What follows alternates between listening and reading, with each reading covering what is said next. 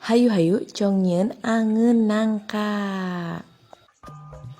Pertama teh ngagerus sabrang, muncang, bawang beureum, bawang bodas, koneng saeutik, digerusnya sing nepi ka halusnya.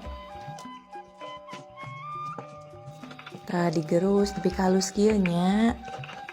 Ari entos halus teh ngeuretan lajana dikeuretan beda. Digeprek mah teuas, nu digeprek mah serehna nya.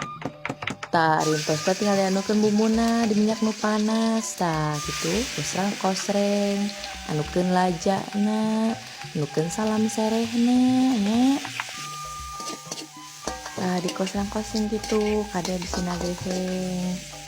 Rintos harum teh tinggal dianuan santenna nya.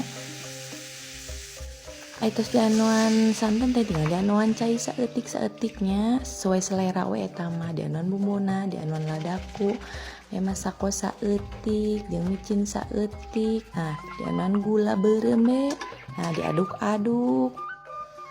Tos teh ngaguprak teh tinggal dianuan nangkana ku urang teh. Kada diasaannya singna enak.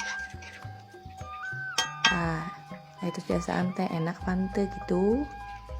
Ari entos teh tinggal diemam, aduh enak jeung sangu haneut ieu teh. Aduh panas keneh tapi enak geus ieu teh angeun nangka dianon santen teh. Pokona mah enak be.